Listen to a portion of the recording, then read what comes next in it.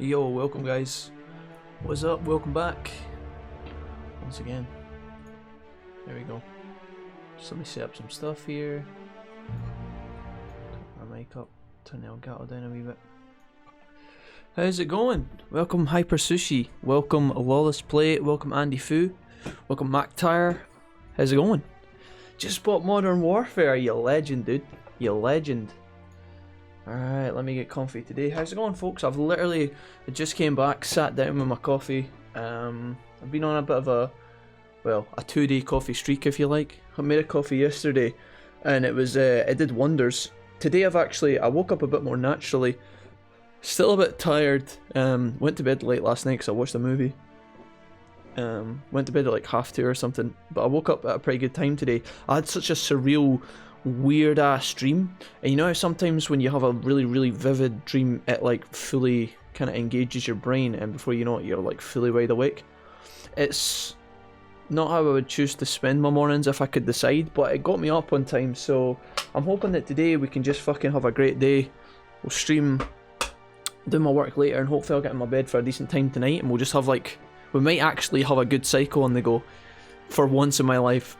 I did starting at 10 AM. That's the dream. That's the dream right there. Welcome, George. What's up, my man? How you doing today, Jordy? Last time, speaking of sleep, you think yesterday, you went to sleep midway through the day? You said you were super tired, my homie. How's that been going? I got 12 hours sleep in anticipation of today. Nice. See, I wish that, guys, if I was a disciplined person, right, what I would achieve from life would be this, right? I wouldn't go on to have a fully successful career. I wouldn't be really acute at studying. I wouldn't be a jacked bodybuilder, fully fit. I wouldn't have an excellent diet, you know? I would be able to force myself to go to bed at a good time. If I had all the self-control in the world, I would go to bed at like, you know, 9 AM on the nose, or 9 AM, 9 PM on the nose every day, and just wake up at 6. That's what I would be able to do. It would be amazing. Most times when I actually wake up early because I'm tired at night, the cycle naturally occurs, which is good. But it only takes one mistake, boys. One mistake, and then the schedule is just shot to shit. But maybe we can start something good today. I don't know. But welcome back. What is sleep? This is Magtire. Yeah, nah, I feel you, Doug. It was really bizarre, but it got me up, which is awesome. I'm going to text my mum before I do anything and ask her if she has any ideas for her birthday. I hope she doesn't phone me. Sometimes I text my mum just in passing and she thinks it's an opportunity.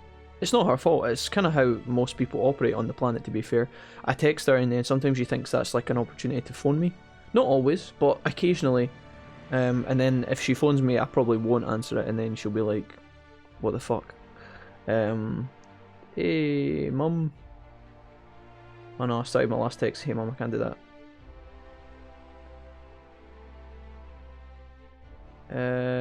Any idea if you... No, that's wrong. What you wanting for your birthday, ya mad otter? Any ideas / requests for your B-Day, mother? Question mark. Let's send an emoji to soften that, because that was quite a weird question. I'll put the dancing person. There we go. Send that bitch off. The text, not my mum. Right, cool. Sweet. Nice. Yep, still tired, says Jordy. Need to adapt to the feel of winter fall at my parents' now, so I can only stick around for a bit. But felt like saying hi. Glad to see you live on time. Yeah, nice. Well, say hello to the parents for me, Jordy. Say hi to them. And if you can only, you know, pop in and out the stream at like random intervals today, then we'll maybe speak to you on and off, dude. But I hope you have a good Tuesday. Tuesday's a kind of weird day of the week where, like, you know, I don't know, it depends what happens in your week, I guess, and how your shifts work and stuff, but I feel like Tuesday's normally better than Monday, but it's that kind of like in the wilderness feel, you know? It's like an oasis in the middle of the week where it just exists, and you're like, right, well, still, we can't stop thinking, we can't start thinking about the weekend yet, that's a bit fucking weird. But nothing really exciting happens on a Tuesday. I think J-Bob and Co and Roxas and stuff, I think they play D&D on a Tuesday, which is probably a good idea. I think that's a cool idea. But yeah, I went to sleep around 7:30 PM and woke up at 7:45. That's ideal. That is ideal. That's what I would love. So anyways, Andy, you just bought Modern Warfare. Did you buy that for your PlayStation, mate, or was that for the PC? I'm guessing. All the guys have been playing it a lot recently, huh? Yeah. I think it's something that like I want to pick up, but like I'm so torn on it. I think I need to behave. I think we need to just chill. But who knows? We'll maybe get it at some stage. And I was speaking to Dave, Andy, and I spoke to Chewy, who have both finished the campaign. I've heard that the campaign is pretty good, but it's pretty short. Tasker sent me a screenshot, and he'd finished it in like the day of release or some shit. Yeah, that's cool though. Sometimes you need to treat yourself and give yourself. I think you gotta give yourself a bit of excitement. Sometimes it's nice to kind of just buy random ass gifts. Mrs. Wolfie just fucking came up to me the other day, and she was like, you know, we've just paid the deposit on our holiday and stuff, so we're kind of saving for that and just kind of taking things easy. We've already got like pre-arranged agreements that for Christmas this year we're just going to calm down for Christmas, because her birthday's been just before. Her birthday was the 19th of October and my birthday is the end of January, which is before the holiday. So we've both decided, because the birthdays are quite close by, that for Christmas we're just going to chill, do something kind of small and like not go overboard with presents and stuff, right? And then today she kind of came up, or the other day she came up to me and she was like, yeah, kind of went mental. And I was like, what did you do? And she was like, just bought a new pair of straighteners. I was like, oh, that's not bad. That could be worse, you know?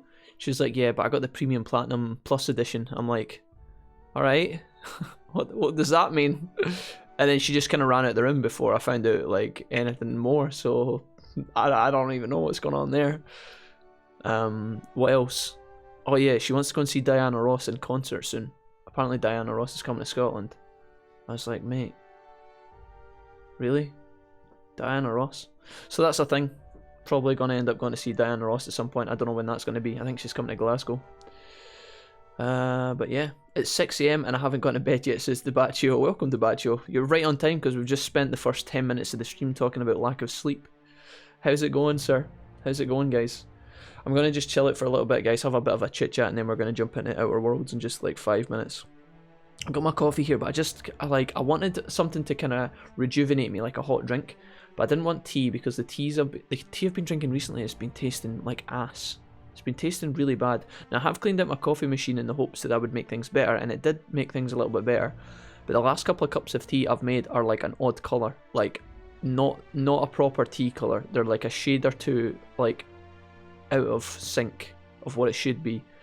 So I made coffee yesterday, it was good. I thought, fuck it, I'll make a coffee again today, but I've just brushed my teeth, so I've kind of got that dilemma, you know. So we'll have a hangout and then we'll jump back into this. But the Outer Worlds, guys, has been pretty top notch. Played it all yesterday for about 7 hours. It didn't feel like 7 hours at all. It felt like we were streaming for like 4. We're still on the first planet, which is a bit, you know, it is what it is. We've been enjoying ourselves, getting the hang of the buttons.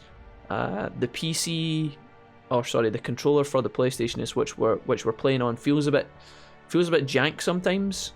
The controller feels comfortable in my hands, which is nice. It's nice to play a game with a controller rather than on keyboard and mouse. But keyboard and mouse I would have a lot more ease with the keyboard and mouse, I think. The hotkeys and stuff would be a lot more suitable. Some of the hotkeys on controller just suck. Changing weapon, the weapon menu is really bizarre, and there's not a lot of customization of it in the options, so you can't even tweak it. But that's just minor gripes. Honestly, that's me just picking tiny little holes. When I finished streaming yesterday, right, after 7 hours, must have been like 6 PM or something, went and made food, went and did some report work.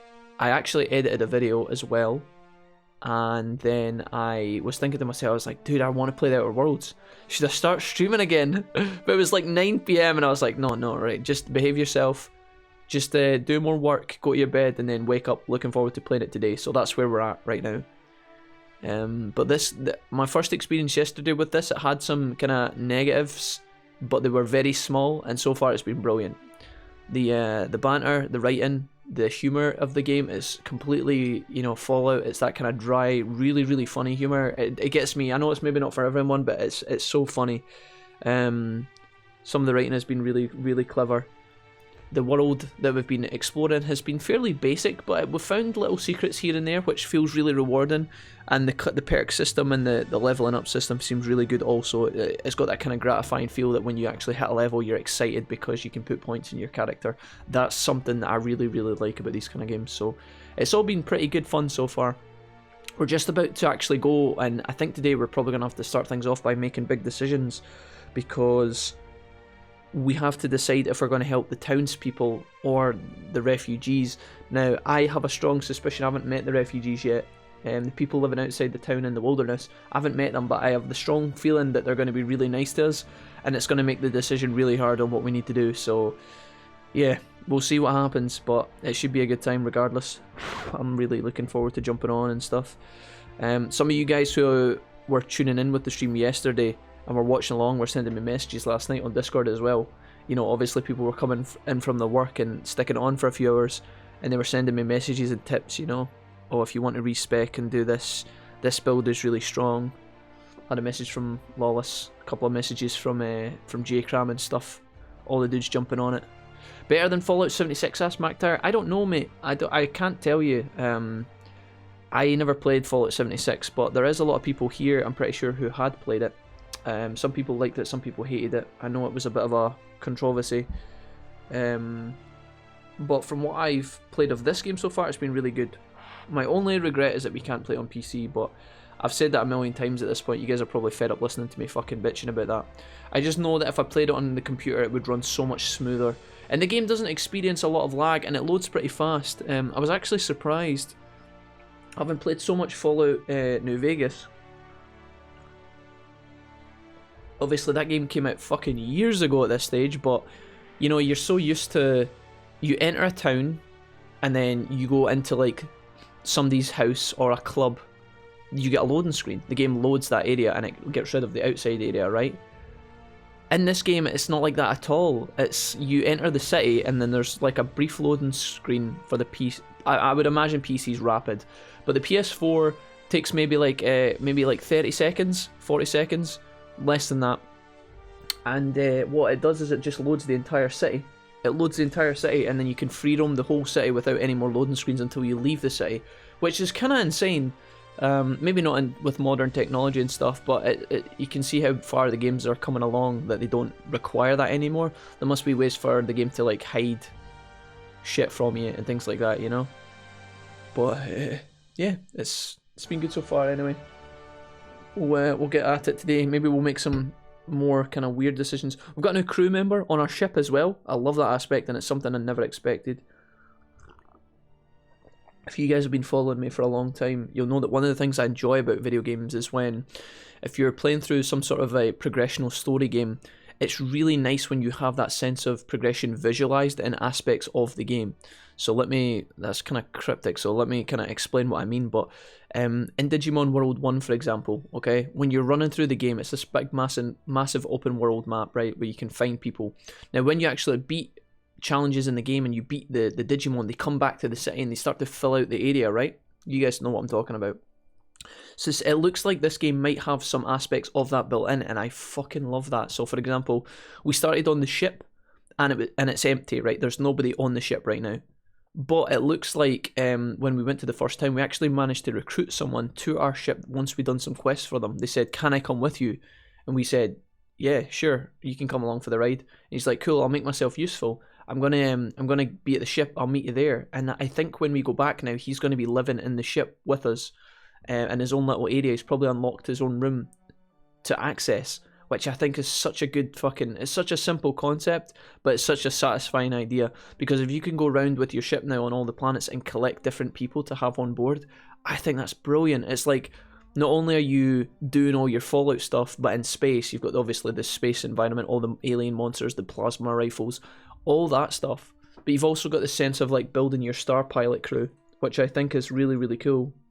It's not a concept that I've seen that often in video games, but again, it's so satisfying. It feels really, really good. So Hey Law, what's up my man? Hey bro, how far did you get? I'm sure you've probably passed me by now. So we played yesterday Lawless for 7 hours, but again, I didn't play at night time, so we just got to the part where what I've done, Law, is I went into the main town, right? You saw bits of this yesterday. I went around everybody in the town, not everybody, but I spoke to a lot of people in the village, and they gave me quests for the first area. So I done all the side quests, went back, turned them all in, and now I'm heading to the bunker, the geothermic factory or something, and I'm gonna have to start interacting with Adelaide and people like that.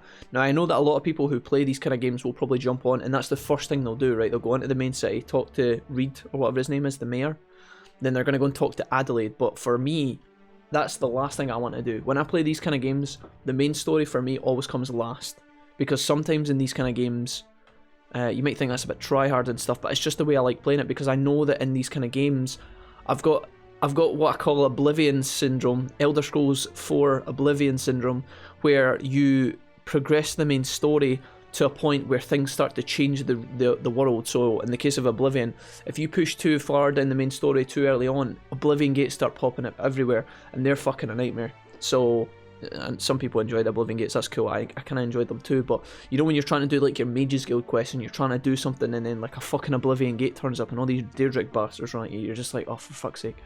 So in this game, because I'm terrified that the landscape's going to shift and I'll lose access to like quests, I normally do the things that I see around me, little small things first, and then I do the main quest last, and then that ensures that I don't miss anything that I want to do, or you don't miss any important items, any collectibles, any unique followers, kind of exciting shit like that, you know? But yeah, sounds like we did the exact same thing. So far the side quests have been fairly interesting too, so I don't mind. Yeah, they've been pretty good. I wonder if the game will keep its level of consistency, I wonder if the game will keep its level of quality consistent through the game, because obviously the first world they've probably put a lot of effort into. But I've really enjoyed it so far. There's a lot of stuff I would have missed, Lawless, if you hadn't told me about it yesterday, you know, with like going to investigate the doctor area with the patients, and you know, the thing behind the bathroom and shit like that. But yeah, that's what we're going to be doing today. We're going to be kicking things off, jumping in, speaking to, I keep calling her Adelaide, but I don't know what her name is. We'll see how it goes. I'm actually standing outside the area where I think the bunker is, and there's an NPC with a name that's going to run at me probably and speak to me. So we'll see if we can persuade or anything like that. I think my last level up I put most of my points into guns and most of my points into dialogue options. So we'll see. We'll see if that helps us out a little bit. I'm probably going to be focusing on dialogue a lot more so that I can make sure that we have like a smooth sail through the game. I don't want to be too OP in your dialogue, because the voice abilities in these kind of games can be a bit busted. Like if you get your charisma really high, you can just sweet talk your way through the whole game. You can actually cut large chapters of the game out, or not chapters, but Fallout New Vegas, you could skip entire quests just by having like 90 charisma, where you could just like speech talk something and like you wouldn't have to go and get an item for someone, you would just walk past them, complete the quest and move on, which is kind of ridiculous. You don't want it to be too buff, but you want to be basically try and get more money for your jobs and things like that. Maybe sweet talk someone and avoid a fight when you don't want to, or shit like that. But I tried Oblivion once as MacTire, the combat felt awkward and everything looked ugly. So it depends. I think what you have to understand, MacTire, is like Oblivion's like one of these games that revolutionized RPGs when it was released. Now in today's times you could argue that it doesn't look good compared to modern games. I think Oblivion still looks great for when it was created. If you go back, you look at when Oblivion was released and look at other games that were released in the same year as Oblivion, you'll get a surprise at how insane Oblivion actually is in terms of its scale and what it was trying to do. And for that, it has to gain my respect. You know, you can't look at the first aeroplane that was ever created and be like, oh, what a piece of shit, dude. Look at the planes we have nowadays, because that is what paved the way to the greatness we have now, right? Or the modern era. So Oblivion gets my full respect in that regard. You could say, yeah, you can make fun of the NPC dialogue, you can make fun of the guards' run animation, you can make fun of like weird glitches and bugs, but at the end of the day, it is this absolute gem that the video game industry received at one point, and it's basically improved all the other RPGs. It took the bar and it just fucking rocketed it up for what is expected, and now today we have like such insane games like The Outer Worlds as a result of Oblivion. So I think that it's still a pretty good time. I still think that you can go back and enjoy Oblivion though. You guys are saying like I don't think it aged well. Sometimes the combat does feel clunky and you know things can be a bit gimmicky, but I think you can still easily bang on Oblivion in 2019 and have a playthrough where you just fucking enjoy the shit out of it. I don't think you can discredit Oblivion. It is probably my favourite game of all time. I do think that it's one of my favourite games. It is one of my favourite games. It might be my favourite game of all time. If I have to quantify how much time I've spent in video games, League of Legends is the game that I've played the most in my life. So that is probably up there. But in terms of like a non-multiplayer game where, you know, it's not a game you can play 1,000 times with 1,000 different like variables such as players and champions and maps and all that shit, right? Items. Oblivion is just a set game. It's the same for everyone, depending on your playstyle. Obviously, it can variable or it can change, but like, holy shit, dude! I don't know. I think Oblivion might be my favorite game of all time. Hey, Dave, what's up, dude? Back? No, I can't watch you play this. I want to go in blind, says Dave. How's it going, Dave, my man? Welcome. It's great to hear from you, buddy. How's life been? How's the band? How's work? What's up? Welcome, sir. The Outer Worlds has been good, so if you are looking to dodge spoilers, then maybe you want to be careful, but I think all of Bethesda's RPGs look ugly. Sometimes you can actually get mods and stuff as well. Depends what you're playing on as well, MacTire. Are you a PC gamer, dude, or are you a console gamer? Where are you at? You can't tell me you've never came out like, you know, when, if MacTire, I don't know if you played like Fallout 3 or New Vegas, well maybe not New Vegas, but Fallout 3, right? Fallout 4, I know you don't like, Lawless, but like, you know that moment where you come out the vault? Fallout 3, Fallout 4, you come out a vault in both these games, right? You come out the doctor's office in New Vegas, but it's still kind of the same effect, but you know when you come out the vault and there's the landscape opens and the sun hits your character and then your screen goes white and then it kind of dissolves back in. You've got the whole landscape round about you. That's an amazing experience. Like, I think that like you can't look at that scene and think that it looks ugly, in my opinion. I know the Wasteland's like a distraught, barren, evil, undead place, right? But like, you can't look at that in my opinion and say that that's ugly. You know, like Skyrim, you can't climb to like the top of a mountain and like look around and think, shit, dude, that's ugly F. Same with Oblivion. If you bang that shit on PC and you look at the sky, dude, the fucking sky is insane. Like when I'm playing Oblivion, if I'm like I'm just beginning, like I build a mage, I'm just beginning. Let's say I'm like level 5. I've got some decent robes, but my magic spells aren't quite there yet. I'm trying to save up money to buy a house somewhere. I'm fucking using magic to like jump across the mountains, and it's nighttime. You've got the soundtrack running in the background. You look around, it's just woods, sea, like fucking snow on the hilltops in the background. Dude, that shit's awesome. Like considering when it was made as well. I don't know. I think that some of these games look incredible. They do sometimes look jank, it's true, but then with these kind of scale games, you're gonna have like bugs and glitches and weird things. Again, it definitely depends on what you're playing on as well. If you play on PC, you're going to get the full graphics package. If you're playing on like console, it's going to be severed, probably like by 40-50%, depending on how good your PC is. So bear that in mind as well. But Bethesda is the most overrated developer there is. Fuck them. I think they're going through a phase right now where there's like issues. But I think strongly, right, I strongly believe that, you know, people's disdain for, like, Bethesda, if people are angry at Bethesda right now because of all the kind of mishaps and controversies they've had in recent times, sure they're at, like, a bit of a weird crossroads right now where they're kind of getting shafted and they're constantly under the microscope. But I honestly believe that Bethesda is in that boat because people love them, or at least they started off being so beloved, you know? Morrowind, Elder Scrolls 4, you know, like Skyrim, like all these games that came before. I'm trying to think of like other Bethesda games, but you know what I mean. I'm not even going to mention like the kind of combat-y ones, like fucking, what was that game called? Dishonored and shit like that, or all the space ones, right?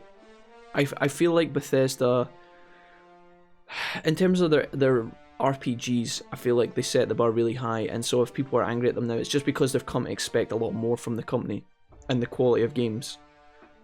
You know, I think that it's like if you love something really, if you like something a lot and then it betrays you, you hate it even more, because it's like, not only have you been betrayed, but it's like because you had so much invested in them.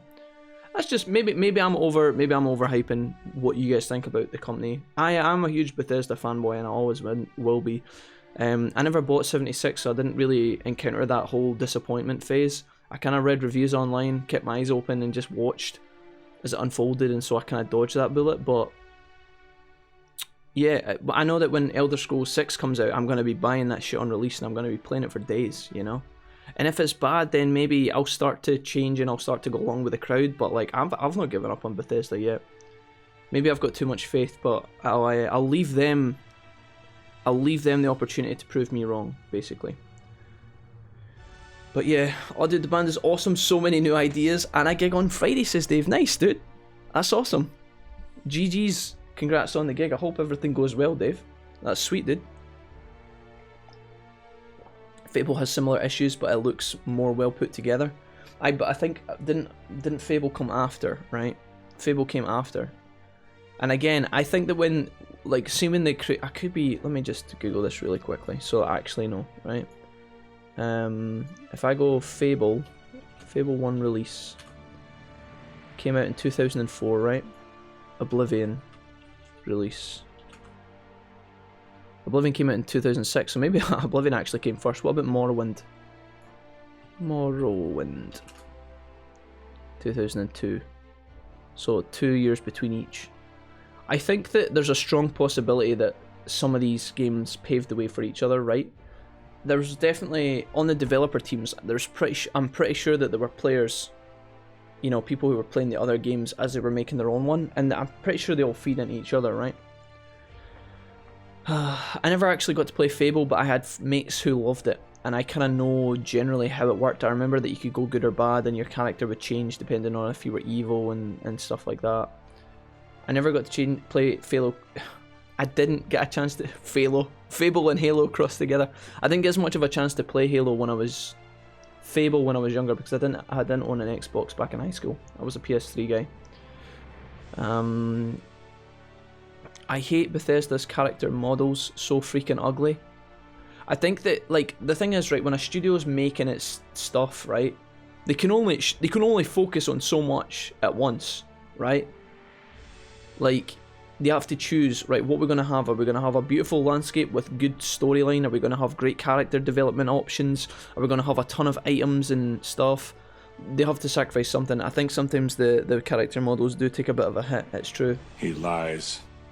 Hey J-Cram, what's up, my guy? I think sometimes as well, the thing is as well, like, if you have an art scheme or like a visual design, like a theme for your game, right? Let's say Oblivion, for example, you kind of know what the kind of artwork of Oblivion looks like, the animation when you're running through the world, right? You kind of have to have characters that fit that art style. Because if your characters are really sharp and your backgrounds are kind of old school, everything's going to look weird. It'll kind of be like the new Final Fantasy VIII re-release. You know, when it's like the really sharp, redefined characters and the kind of old backgrounds, it's a bit bizarre.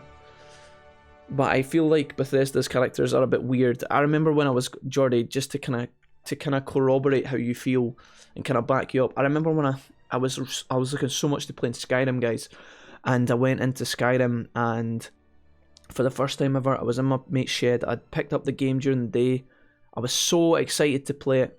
So excited. My mind was racing with like everything that was going to be possible to me in the game, and I had all these ideas about what to expect and things like that. And I remember going into the character creation scheme, and I was looking at all the options available, and I was like, right, I need to check the Khajiits. And I looked at the Khajiits, and I was like, oh shit, they look a bit okay. They look alright. Then I was like, right, I need to find the Dark Elves. Oh, they're looking a bit rough. Okay, a bit more modernized, a bit more refined. They looked a bit more kind of Oblivion was a bit more colourful, whereas Skyrim was very kind of harsh toned and kind of straight and rigid, and they tried to kind of modernise it, but everything looked a bit kind of gritty. And then I found the Argonians, and I was like, holy shit, what have they done? So sometimes they are a bit scary, but Yeah, I played Oblivion for half an hour, says MacTire. I think mods are lazy. It should be the developer's job to make the game work. No, but the game... No. This is a weird loophole. I will say, if you've only played Oblivion for about half an hour, then you probably only made it just outside the sewers. That's like... I'm trying to think of like a comparison, like... What... If you... I don't know. It's like if you only played the tutorial on like other games and you never got to see like the sewers of Oblivion is like 1%, like not even one, like fucking 0.5% of the entire game, you know, not even 0.5%. It's like a really kind of linear, boring, dark area of the map. It's meant to be dark and ugly because when you go outside, the world is so vibrant and huge and beautiful. It's like a contrast. You're trying to get that kind of juxtaposition. But yeah, I don't know. Obviously, the topic of mods are interesting, right? I don't think any game developer releases their game and thinks, fuck it, we'll release it half-assed, the mods will save us. Like, I don't think that's how it works. The mods are born on people's enjoyment of the original game. The mods are people who love the original game and think, I can make this better. This is something that I want to invest my spare time in. You know? That's what mods are. Mods aren't like they're not a failsafe by the developer. If anything, I would say the developers normally don't like mods because it's like people trying to improve their product. Mods don't get me wrong though, mods keep games alive for longer, like Skyrim and Oblivion and all these other games. I don't think they would still be as popular if mods didn't exist, so mods are definitely a good thing for the community and for the developers. If a fan is doing a better job by than the professional programmer, something is wrong? No, not necessarily. I know what you mean, like if the professional is spending 40-hour, 50-hour weeks designing an aspect of a game for 2 years, and then a random on the internet can do a better job, maybe that is a bit strange, yeah, I gotta give you that. But you gotta think about this logically, right? When people are on a design team, they have goals that the company has told them to follow. They'll probably have a boss they answer to. They'll have strict deadlines. They'll have limited hours. They maybe have multiple things that they have to design at the same time. So they're on a really tight schedule. If you're modding something, you're modding it for fun, you're modding it for your own time, maybe for your own personal game if you sell the mod, but the difference is that you have complete freedom there to do whatever you want. You can take as long as you want. If it takes some of these mods that exist now that are good, they've taken years to develop. They've been developed for multiple years. So in addition to that, obviously the modding community is like thousands of times bigger than the original development team. So there's a lot more opportunity for clever people to do well because there's hundreds and hundreds and hundreds, maybe even thousands and thousands and thousands of them, right? So if you have a development team, let's say there's like, let's make up a number, let's say 100 artists, right? Probably more than there actually is, right? Let's say there's 100 artists that digitally create all the weapons for Skyrim, right? There's probably 10 times that amount of modders, right? So there's a lot more opportunity for people to do better. And also mods will build off each other as well. So if let's say somebody's designing a mod, let's say they're designing a set of new swords to put in Skyrim, and they see as they're developing, somebody releases their mods, right? And it's a sword set. You might think, fuck, my set looks so bad compared to that guy's. I got up my game here. There's competition where people are constantly evolving, whereas the artwork team, there's only like 1 or 2 people that are maybe designing the swords, and once they've made it, they've to move on to the next sword or the next shield or the next axe, next bow and arrow. There's so many reasons why these arguments have to be considered before you make comments like that, you know? Spending a long time on this, but some good discussions. Cherry only stopped down for a while. What's up, Cherry? I think the problem is Bethesda never improved. Every game they release is buggy mess and they depend on modding to fix the issues. Bethesda's RPGs don't meet the standard of other modern RPGs released. I mean, I know Bethesda is notorious for having bugs on release. Sometimes games are released and, you know, all the bugs haven't been patched. Sure, that can be an issue. That's probably a product of the modern era where games are patched regularly after release. As a way to buy the developers more time. Yes, that's kind of shite. But a lot of games do that. Do you know, it's not just Bethesda. EA do that. Ubisoft do that. There's a lot of these games that come out, right? In terms of modern RPGs, I still think Bethesda's up there with the best of them, you know? If you look at a list of top 10 RPGs of all time, you know, Skyrim and Elder Scrolls are likely to be in a lot of those lists. Do you know what I mean? In terms of modern RPGs, you could maybe argue Fallout 4 wasn't as good, but I still think that the only reason some people disliked Fallout 4 is because they had high expectations for Bethesda and it didn't quite hit the mark. If you put another sticker, let's say you take a random indie studio and you slap the name of that on Fallout 4, or if you slap Fallout 4 and their name on that game's going to do really well and be really well received. It's only because it was Bethesda that made it that people had really high expectations of what they wanted from the game and what they know that Bethesda can produce. Do you guys not agree? Also, J Cram says, Cherry, thanks for the explanation. Last stream, I've changed my name, says Cherry Dragon. Nice. True Maverick will be delighted. Bethesda is first class shite, changed my mind. Anyways, I'm off. Oh, and Dishonored was published by Bethesda, but not developed by them. Dishonored was fun, I didn't get around to the second one. I think what helps Fable is the more cartoonish designs. It's been a few years, but yeah, I've made it out of the sewer. Budgets, I think I tried to explore a town and got bored. Sometimes these kind of games, I will say that you can be overwhelmed. If things are...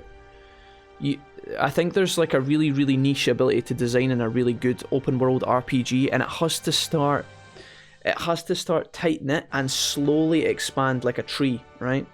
In my opinion, I'm not a game designer and I don't have any experience, so if you want to tell me to shut up, feel free, but if you just throw someone into the abyss that is an open world game and just say, right, go, people will be like, oh wow, so much freedom, but if you do it too wide, players will stop playing because they can be you can be overwhelmed in a game. I get overwhelmed all the time by like jobs that you have to do in these open world games. I think that the perfect RPG starts narrow and then opens you up very gently. And you know when you're just getting to the point where you know, right, there's my magic spell, there's how I enchant, there's how I create weapons, there's how I buy stuff, there's how I manage my map, that's how I set up my quest, that's how I navigate the guild system, that's how I create this, that's how I create that. When you're just getting to the point of like understanding everything and it's just leveling out, that's when the game opens up to its fullest possibility. And that's where you truly get like a fantastic experience, because sometimes if you get plonked into a world and your quest log has like 15 quests and there's like 100 different directions you can go in and you're just like, oh fuck, I don't even know what I want to do here. That's a negative reaction. You want to have the, oh, okay, that was a great experience, right? Next quest, okay, I'm going there. It's really close by, I'm going to go over there. Okay, that person's sending me across the world, but I actually have 4 other quests to toss in at this place, so it makes sense for me to make that journey now. Oh, I've gotten all this stuff, I've got that armor, I wonder what I want to go out and explore next. That's what you need to do, but like trying to find that balance is so hard because there's so many different consoles and platforms, there's so many different players, so many different expectations nowadays. That's why I think Oblivion's quite good, because you start in the sewers where it's like a linear path. You can't fuck up the sewers because it's a straight line. It's literally a straight line, you have to go forward. You build your character, you're introduced to some basic enemies. You've got rats and Daedric people. You've got some items that you can find from the bodies, some items you can find along the way, and then when you get to the gate of the sewers, you can do whatever you want. You can go to the main quest, you can go behind you to the Imperial City, you can go to the nearest town that's like across the water, or you know, you can go to an ancient ruin. I would say that's maybe even a little bit too much choice, but you can definitely, just when you were saying, Mac, when you were talking about I tried to explore a town and got bored, like that can happen as well.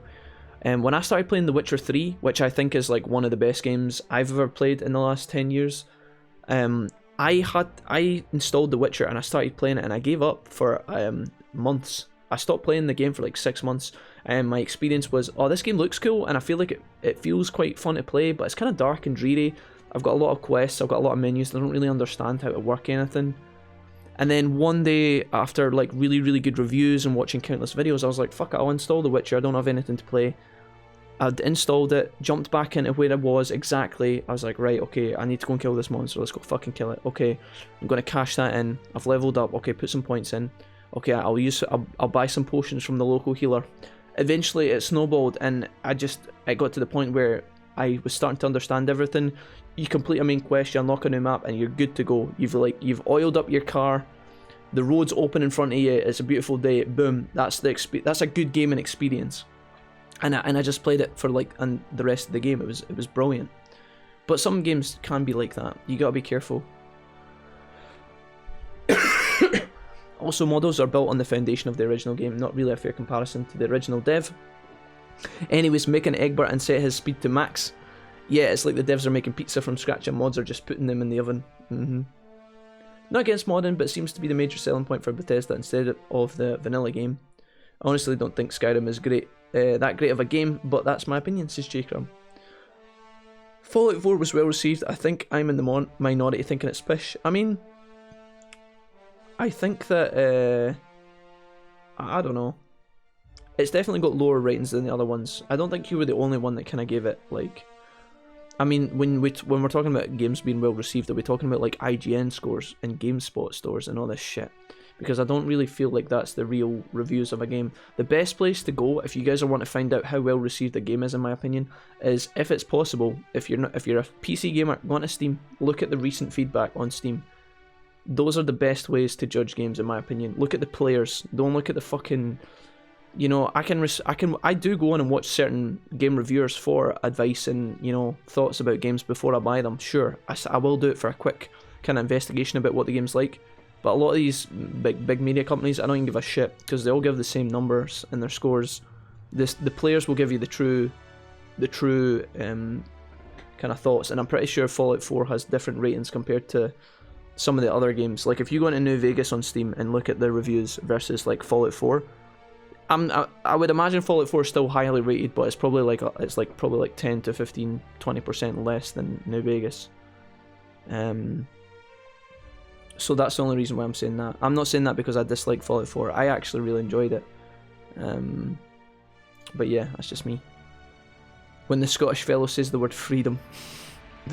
The complexity is getting the open world balance is insane, ensuring there's a nice flow of the game and not overwhelming people. The Griffin. The Griffin, indeed. The Griffin from The Witcher. Hell, No Man's Sky kept my attention better. Well, there you go. There you go. I don't know. It does come down to personal preference at the end of the day, guys, and it's what you are looking for when you play the game. A lot of the time with how you react to games is your mood when you go into them. True. Absolutely true. Absolutely true. I don't play ranked League of Legends anymore when I'm in a bad mood or I'm hungry. And/or I'm hungry. And/or I haven't done any work.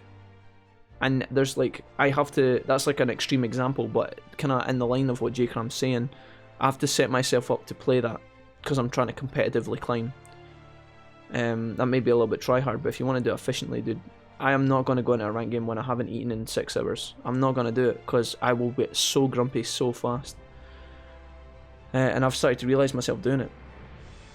I stopped The Witcher at the Griffin also. Yeah. I think, like, that's the thing, right? It's like, you need to have a pull when you're playing games to get you back in, right? See today, I know I've talked shit for ages on the main menu here. I can't wait to play this game. Like, like last night I really wanted to play it, and it's because everything's like exciting, but it's like simple enough. Like, see, when I log in, I've only got 2 things to do, and they're all in the same place. I've got 3 different quests, but 2 of them are going to the same person, and the 3rd one is at the same place. So it's a nice kind of, right, I can go here, I can explore the area if I want to, but I have like an objective in mind. Sometimes with The Witcher, it felt like the game was giving you a lot of freedom, and I think that'll turn off a lot of people. Like, if you give this to a casual fan who doesn't have a lot of time to play video games, they're gonna drop it really, really quickly. Sometimes people are just wanting to be put in a Call of Duty setting where it's like, here's my 6-hour campaign, you follow the soldier guy in the squad, he's going to tell you where to go, shit happens through the level, you complete it one at a time, there's like a nice stop point. Sometimes that's more satisfying, it is. But yeah, it definitely comes down to how you're feeling, I think. That was a really good point, actually. If you go in a game expecting it to be fantastic, and it's shit, or it's below your expectation even by 1%, your reaction is negative. Your reaction is negative, even if you don't think so. If you go into an RPG and you have like let's say you think you're going to have an absolute blast, and you have an alright time, you're gonna say to your pals, your sentence when your friends say, "Oh, how are you liking this?" You're gonna say, "It's alright, I'm kinda enjoying it." You know, that's what you'll say. And that's already you planting hesitation in your own mind about whether you like the game or not. And then at that point, it's the game's opportunity to step up with lots of little sneaky things that you don't expect to really make you enjoy it. For example, the Outer Worlds, I had no idea you could collect people to take in your ship. I love that idea. So when that happened, you know when Mac was like, oh, I can come with you, I was like, I don't want you as a follower. He's like, no, I'm going to stay in your ship. I was like, wait, if he's coming to stay in my ship, other people are going to want to stay in my ship. I'm building my space crew now. It's like a collectible system. Fucking love that, dude. That is my shit right there. You've nailed that. That's a huge tick in a box I didn't even know I existed, or I didn't even know it existed and that I wanted, right? Little sneaky things. That's good. And that gives you like a bang up. If you think like, if you imagine it like The Sims, you know when your little character with The Sims has like the happiness bar or like a social bar, and when somebody does something the Sim doesn't like, it drops down, and then when they do something they like, it goes up. That's what it's like when you're playing the game. It's like the game has to do constant little surprises to make you enjoy it, or the same good thing that you enjoy over and over again consistently to the point where it doesn't get boring. But yeah, just my thoughts. I jumped on last night. It's been a while since I really wanted to play a game. This is scratching the itch. I'm not really doing missions, just running around. Yeah, let's jump in just now, guys. We'll have a look. I might have to put on my glasses again today, but we'll load back in here with Steve and have a look at where we are. The thing is about this kind of game, it's like, even if the combat or the quests or whatever, the characters don't really tickle your fancy, normally, like, just the background banter is normally quite funny. I don't think that's a massive deal, but it definitely, like, it kind of sands the edges, you know, it gives it a little varnish, just makes it a little bit more enjoyable, which is cool. Just like the, these kind of old school, see this art style, this is like 19, I don't know, like 60s, 70s designs. And it's the same, it's like Fallout. It's the kind of old school designs, it's very familiar, or will be very familiar to a lot of players, kind of like this. Alright, here we are with Parvati. Skill and points available. Wait, really? So here we are. This is the botanical lab. If anybody wants to see where we are on the map, we are up in the top left corner. Our main city's down here. I wish I could span the map faster. I could have actually fast travelled to here and then walked up. Oops. Never done that. Apparently I've got skill points available. I don't even know when we leveled up, but we're going to level up here. This is my guy. He's doing alright so far. He's holding his assault rifle, I think. I used the big assault rifle for the first time yesterday and it was pretty lethal. Let me just clean my glasses a little bit here. I heard good things about the new CODS campaign. It's also got a good duos online mode. Yeah, 2v2s. Is that what you mean? Yeah. I think Chewie was playing that last night, Lawless. He finished the campaign and then he was playing duos. Didn't realise you could charge melee weapons, which makes them much better. You could, well, what I will say to that, J-Cram, I know you sent me that in a Discord message last night. You were able to charge your melee weapons in all the other kind of games that have been like this. So, for example, I keep mentioning New Vegas, but it's because New Vegas is such a close resemblance of this game. In New Vegas, you could charge back your melee weapons. There was a lot of things you could actually do with your melee weapons. Eventually, in Skyrim and stuff, you unlock like power charges and things. So you start off, you can slash. You can hold where it goes, and then slashes like that. And eventually you'll unlock, it's probably the same in this game. You know when you're sprinting, in Skyrim at least, you can do like a power-up attack where he like lunges forward with two-handed weapons and does like a big fucking, cuts folk in half and shit. So there's probably something like that in this as well. I remember there was the electric ripper in New Vegas as well. You could actually just hold down the button. The guy would like hold out in front of him and it would be like a chainsaw and it'd be like, you probably get shit like that in this game as well. Like batons and stuff that charges. Look at the armor, I don't have that. Yeah, he's pretty buff. We're doing alright. We've done some serious exploring. Here's the armor we've got here. We've got a bunch of different stuff. We've got tech skills armor, dodge armor, another stealth skills one, and lockpick as well. So if we need to swap into some sneaky gear, we can put on a different helmet. This gives us science +3. And the armor we had, this one here, it gives us +5 to heavy weapons, which is good because that's what we've been using. Assault rifles, sniper rifles, machine guns. We lose stealth skills, but I also enchanted this armor piece as well to have dialogue options. So you'll see that I've actually got buffs to modifications. See the mod? It's very, very small, but it's right there. Silver tongue kit, which gives us extra +5 dialogue and leadership skills as well. Apparently, eventually our Parvati here, I haven't really looked at her too much. Apparently she will eventually learn skills. But she doesn't have any just yet, I don't think. She's got 1 point. I like that you can level up your companions, that's pretty cool. Alright, well I guess we can spend some skill points here. This is exciting. I didn't even know that I leveled up at the end because I would have done this yesterday had I known, but let's see where we're at. We get buff plus 45. We've just gotten up to 40 for ranged weapons, so we have the extra crit. We can get 30% reload speed if we get to 60. That's alright, but it's not super important. Most of your heavy weapons are fairly fast to reload anyway, and 30% is not going to be that much of a difference, unless it is like a minigun you're using, which has like a long wind up. I would much rather put points into dialogue and or like maybe some technical skills. Maybe we could spread this up a little bit. The fact I only get 10 points is sore. I kind of want to put some points in here. Take these up to maybe 30, like that. That's 5 points. Could also put some into lockpick, hacking and sneaking so we can actually do some stuff, or we could go into tech a little bit as well.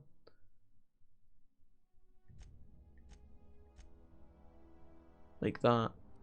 Maybe we put some points in ranged guns. I think it's kind of cool to like spread out your points a little bit as well, so that you have an incentive to constantly come back and level up different ones.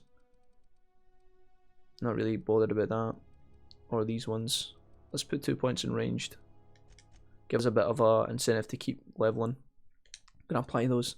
Now in New Vegas and other Fallout games, what you used to be able to do is like upgrade your intelligence, and then your intelligence skill would define how many points you got to level up with each level. Whereas this game, it looks like you just get a set of 10. Don't know if that changes. But anyways, we've got another perk to pick, which is nice. We're not on a tier 2 yet. Requires 5 previous perks, so it looks like we've got 5 of these before we move on. Wonder what we're going to do. Where did you get it? The gear looks kind of sick. I don't know where we picked up this gear, guys. I can show you the places we've been, and maybe that'll help out. I'm pretty sure this was on a like a bandit leader, I think. Not trying to see kill everyone in Edgewater, but I got kitted with legend gear from it. Leadership to 20. You're missing out. Alright, shit. Maybe that's what I need to do next. I'll put points in next time. We'll have a look at some of those ones. I've been trying not to spread myself too wide, because then I'm going to get shafted. Alright, what are we doing here? Let's see. Tactical time dilation, so that would give us more time. That would be actually okay, I think. Be nice to get an extra headshot before our timer runs out. We're not going to take damage in the party alone. Walk speed I kind of want. 25% weapon durability loss would also be really nice. But our repair is really high, so maybe we don't give a shit about that. Don't want to put too many points in a companion. I've already done that. We could take 5 armor for free. That'd be alright. Carrying capacity would be nice, but we've only been over encumbered once. Recharge rate, fast travel when over encumbered, not that big of a deal. And vendor prices I don't really care about either, because I haven't spent a lot of money yet.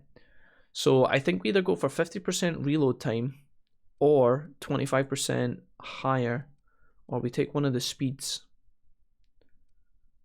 I would like a faster walking speed, honestly, but it doesn't seem like it's that important. Base armor rating would be nice, but we've not really encountered anything that's super challenging yet. I kind of want the walk speed one. Is that weird? 50% dilation seems OP as well. Do you know what, guys? I'm just going to do it. It seems weird, but I'm going to do it. Fuck it. We'll see if this is noticeable or if that was the biggest mistake of my gaming career. Does seem a lot better. It's hard when you can't see it side by side, but I do think that's a big difference. Alright, cool. Well, we'll save that. And then we'll push in. We're going to speak to this guy for the first time here. I'm going to have to go. Can't watch this. Good luck, dude. I'll be getting this soon. Alright, Dave. Take it easy, man. I understand. Have a fantastic day. Move along, stranger. We don't want any trouble. Alright, let's talk there. I don't know you. Grace Romero. Looking for, it ain't here. Move along. Let's see if we can speech this baby. I'm looking for Adelaide. I need some answers. Answers, huh? You must be one of those philosophical. Sprint is godlike. Can you just set up a quick save on console? I don't think so. I could be wrong. Or Sugar. Spice. And everything And nice. everything nice. What's up, Nye? Welcome. I'm looking for the geothermal plant. Know anything about it? Reed said something about former workers living in the wilderness. I don't think we say that. A geo what? Look, plants ain't my purview. You're better off asking after Adelaide. Well, that's what I was going to do, mate. If you're gonna start wandering around my camp, know that I got my sights on you. Alright, roger that. Where can I find her? Over in the hothouse, tending crop. Hothouse. Enough with the questions. No offense, but I've got a lot on She my came mind. up to us, did she not? We've all got problems. I just got shot into space. You and me both. I'm trying to figure out how I'm going to repair my ship. Trouble with marauders? You don't know what enough with the questions means? No, I'm sorry. That was unworthy of me. Lady named Zoe went missing some nights ago. Just up and vanished without a trace. Now I'm pacing around wondering if marauders got to her. Ah, love Rizos? Yeah, I met Zoe. She was in a marauder camp. Oh, this is Zoe. We've met Zoe. Upbeat, a little strange. Love Rizos. You could always go looking for her. Thank the Eternal. Wait, marauder camp. Is she alright? Yeah, she's great. She said she was leading the marauders. You mean in the head? She became one of them. Calls herself the queen. She's fine. They're getting along. But we killed them all. Queen of the Marauders, huh?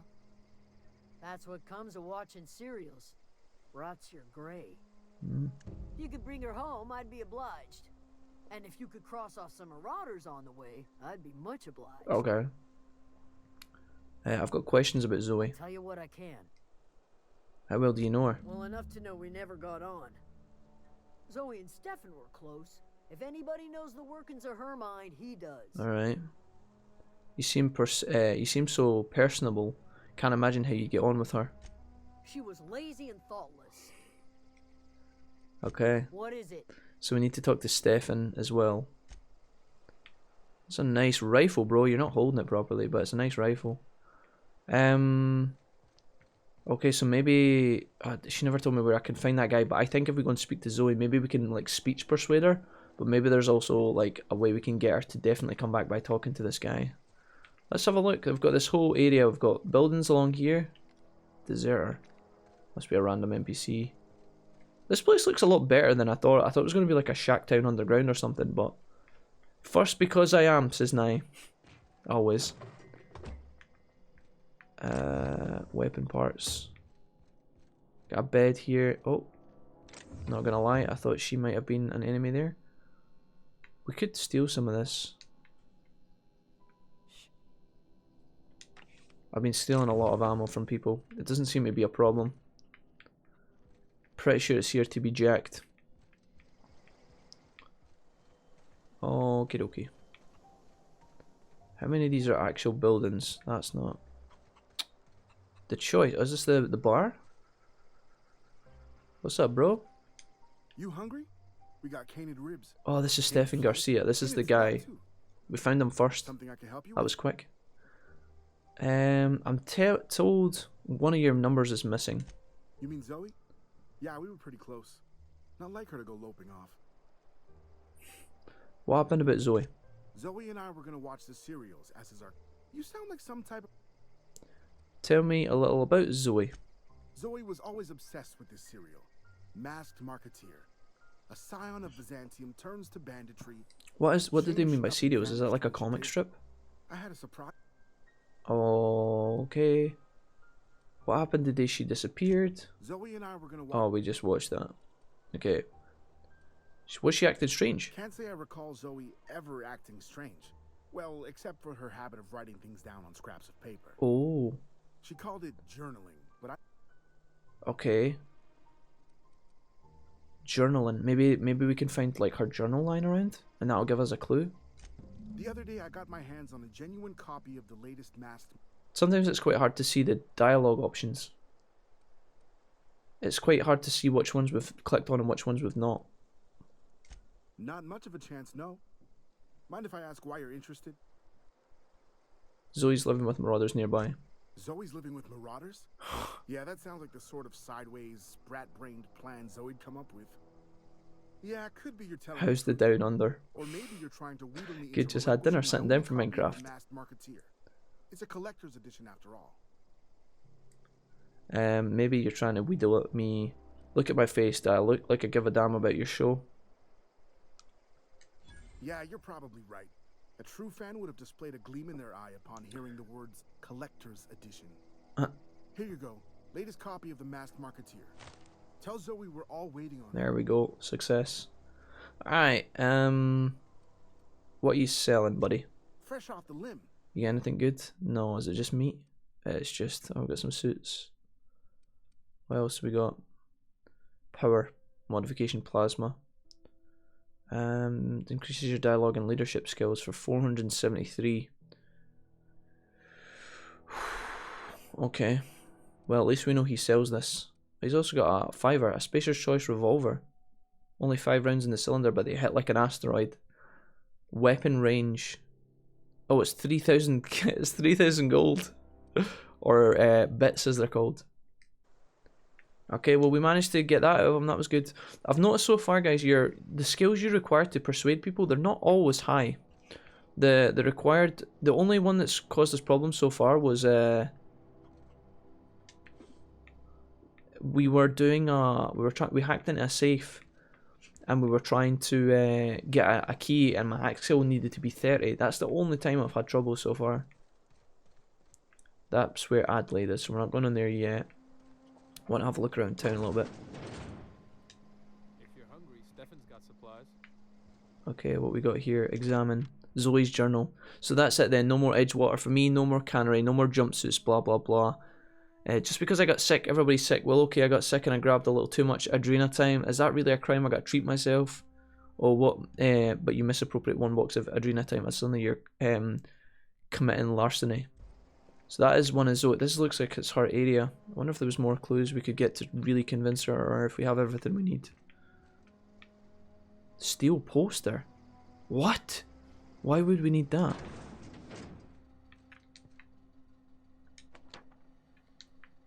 I wonder if we would use that as like leverage or something. Here's another one. Page 22. Well, today's the day, Zoe. You're going to take your destiny by your own hands. I bet they took... I've been tucking away some of Adelaide's food, and I've got some spare cans of salt tuna. Okay, anything else? This is going to be great. Look out, Terra. And then she looks like she's got her head in the clouds. Oh, there's another one. Fucking hell.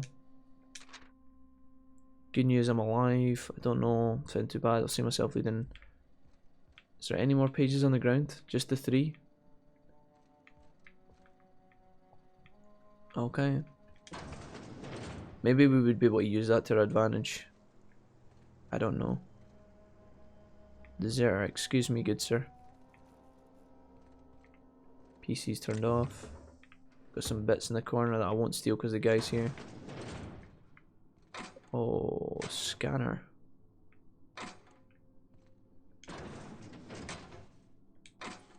Steal this.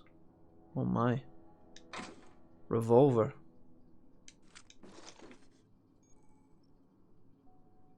A small percentage of weapons and armor you find are called pristine. They have more durability and can be sold for more at vendors.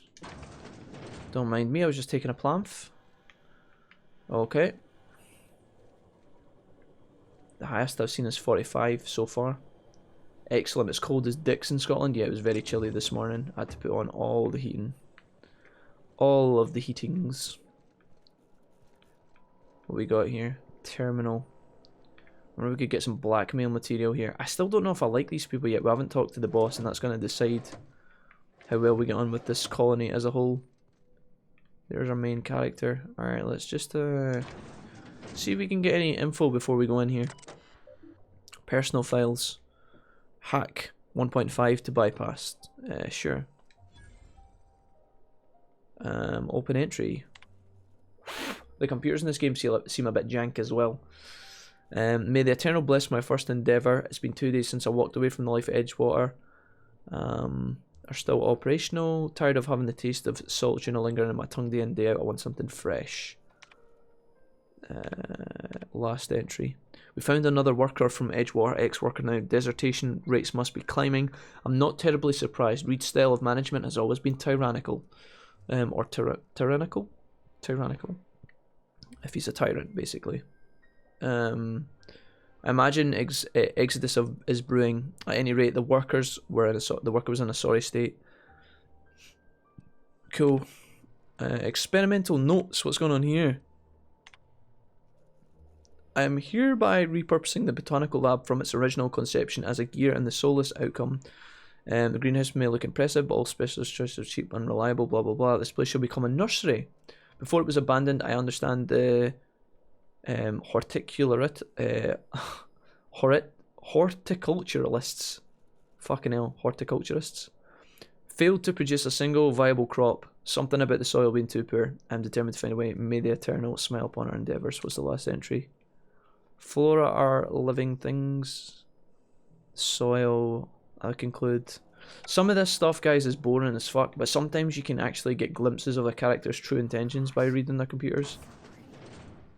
So, like, some of these, like, if she had had she might have had a log in her terminal about cooking the kids or something, in which case it would have been really easy to shut her ass down. But it seems like she's just a pure character, which is probably a problematic thing more than anything. We'll talk to her in a minute. I want to continue exploring the city for a little while first. It's been getting hotter here. My chest is sunburnt from walking to work, and I'm just pale with red kangaroos. Nice. I can see that being a thing. Hate it when my kangaroos get red from the sun. Let me see here.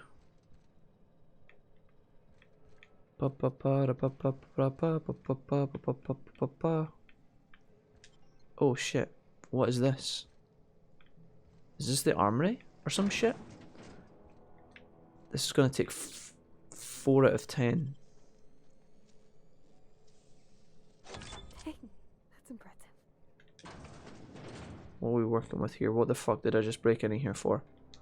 The storage cupboard, dude. Are you kidding me? Light ammo. Yeah, I'll take the whole lot, thanks. I said I'll take the whole lot, thanks. Is this really all I broke in here for? There has to be light ammo. Alright, we got a decent amount of bullets. I don't know if that was completely necessary. Sure, I'll take Adreno as well. I don't know how many Adrenos I've got saved up at this point.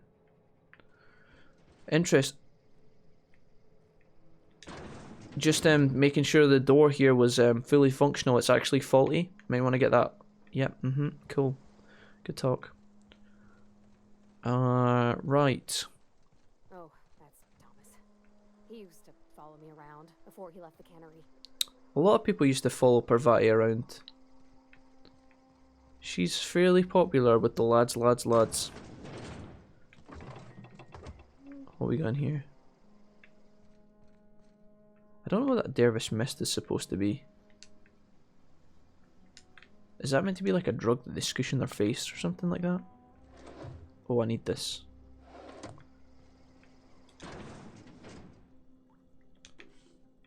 I've never been caught stealing it.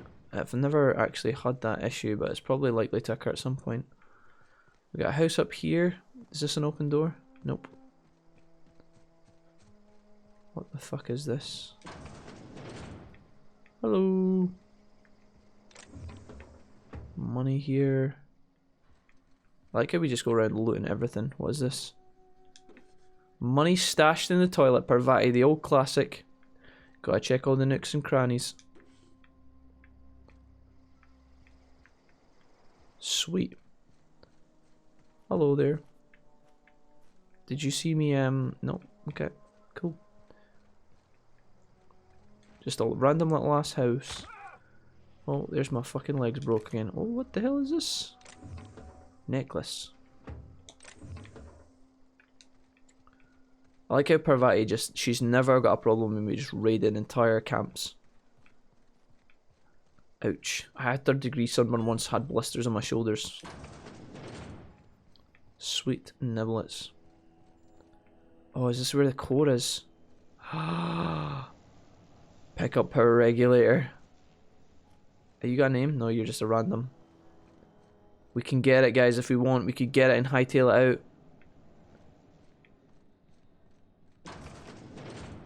Right, there's a box here to be lockpicked. I might do it. Got it. Heads down. Don't tell anyone. Wish I could Hunting rifle, bits I'll take. We'll take all the ammo. I don't know what my weight is right now. Is my weight 31 at 110? We're actually kind of stuck. We've got to be careful. If I take too much stuff. We could take the core right now and just leave the planet. Provided we need to do more investigation work before we just hightail it out of here. I know I've been on this planet a while. You're getting feisty. You want to take me back to my unreliable ship and just do nasty repairs to me? Oh, hello. Mock apples 23 and some bypass. Well, I really need these. Oh, you decided to give me the room. Don't come in here. No, don't come in. I'm busy. Right, come on then. Mate. Mate. Okay, I would like past, if that's okay. I would like to observe the equipment here. Yep, good lad. Thank you. Parvati, is the coast clear?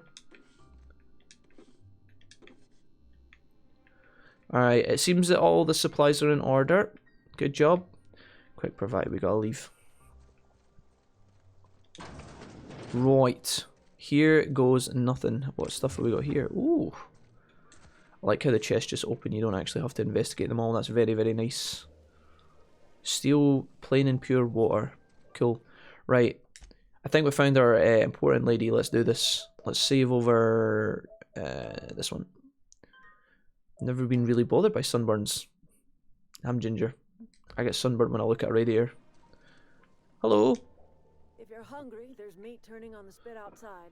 If you're bearing illness, find a place to lay your head down and I'll fetch you a poultice. Ah, oh, see, she's too nice. Troubles with Edgewater. Leave them at the gates and be welcomed here.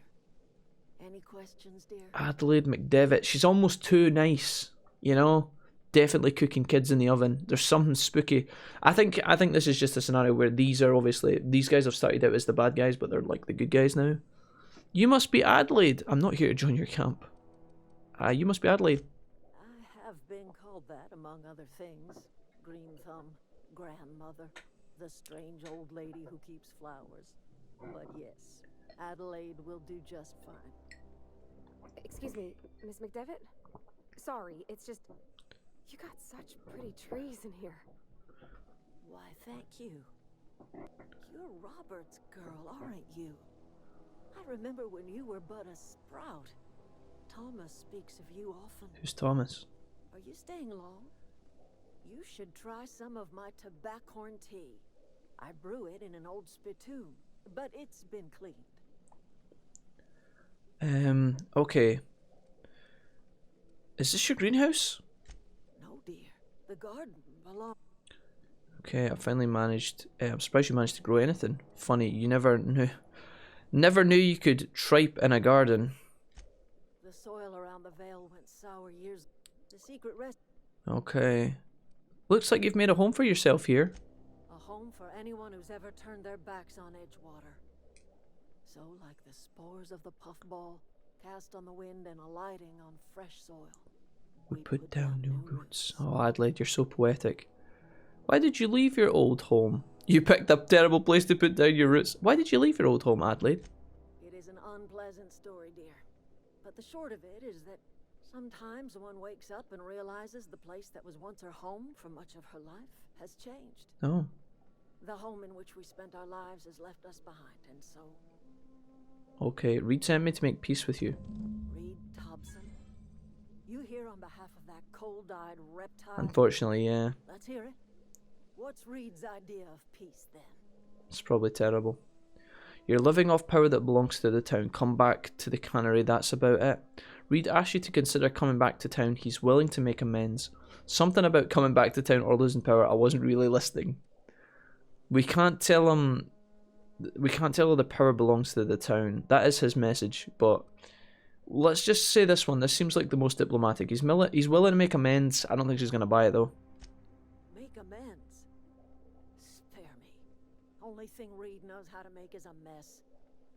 Like everything else that comes out of Edgewater, that peace offering is canned.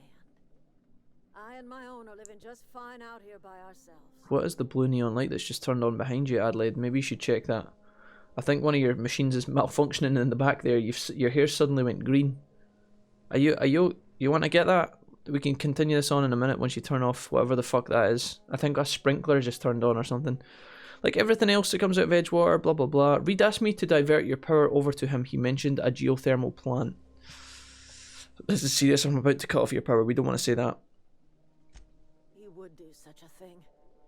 Question is, why would you agree to his plan? I'm just here to talk to you. Your camp has a regulator. I need to repair it. My ship. Cannery's got a regulator. You want ship parts, you ought to rip them out of the cannery's guts and leave us be. If you're going down to the plant, you should divert power away from Edgewater and toward our end of the grid. Oh, fuck. Think about it. You'd be liberating an entire town from a lifetime of service to that odious cannery.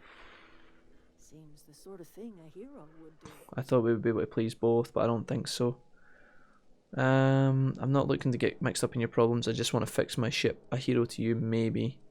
What have you got against the town, Adelaide? Give us more motives, because I think right now we're leaning towards Adelaide, right? Even though she's a bit of a spooky bitch. You've seen that miserable excuse for a town with your own lamps. We have. Hollowed out workers laboring their lives away at the cannery, living off whatever scraps Spacer's choice throws them. You know that's true, don't you, Ms. Holcomb? Your father died of overwork. His heart gave out. Yeah, I'm not really about that life. He was tired all the time, sure, but he was old, ma'am, and he raised me all by his lonesome. Look what they did to this child. Lost her family to the company, and still she defends them. Yeah. You made your point clear enough. I'll see what I can do. I don't like much throwing that in her face to get me on your side. Yeah, that was a bit ruthless. What do you have against people trying to make a living? We're not going to do it. Let's say I help you. What happens to Edgewater? Yeah, that's what I'm thinking. Life in Edgewater grinds to a halt. The cannery shuts down. Workers desert in droves. And our own little camp grows and thrives. I think... Yeah, you think Reed's just trying to spite you. You bring power to Reed's town and you'll be killing us. Reed knows it. He's counting on it. I'll consider it. I trust you will listen to your conscience. Fuck, boys. We gotta provide. I don't know when you became some sort of mutant. I guess it was this thing. She's got the green eyes, the green hair. We gotta decide, boys. Are we gonna shut down? I wonder if we can go back to Reed and talk to him, or if we just You've delivered Reed's message, but Adelaide refused to return. Head to the plant and redirect power. Depriving Edgewater of power. You've learned about the power, routed away from them, travelled to the region's geothermal plant, and route the power away from one of the locations. It's the same quest, right? Fuck, dude. Is there no way we can hack the machine or something? I don't think there's... We can maybe go back and talk to Reed. There might be another dialogue line, but I don't know. Let's go and have a look at the machine anyway and see if there's any options available to us down there. We might need to go full science, if that's even a possibility. Oh my god, dude, when did this happen? Mr. Ouch. Increases damage out from a power attack. Okay, nice, good work. I mean, I've pretty much cleared this town out, like, from everything. So, if we were to... oh, I forgot about some of the other quest lines in the city. Maybe I should focus on those first. They might shut down first, I don't know. Because we had the robot quest, right? Is that telling me to go to the same place? How did I get down there? Die robot, die. We should probably do these first as well. Where is this? Robot's over there. She's probably gonna be in the other side. She's fucking over there. God damn it, dude. Maybe we should do these things first. I don't know if it's gonna change the landscape. Morning all. Hey Kalmar, what's up, dude? Welcome. How does one get down to that underground area?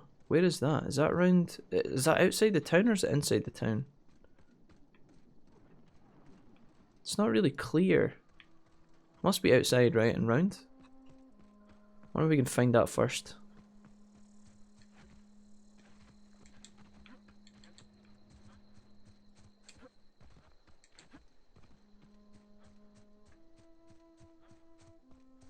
We have to be careful here because I actually have a lot of inventory stuff in my... I should have sold some of this before leaving the town. I could have sold some of my rifles back to the guy. Oh, that's a shot cannon. What the fuck? Thunder damage. This does plasma. 2, 3, 1. We could break these down for parts, I guess. I don't need all these. Light machine gun 320. Thunder 320. Let's break this down. Probably could have sold that for a lot actually. I don't fucking know. I've actually upgraded this a little bit, so it's a little bit better than the average.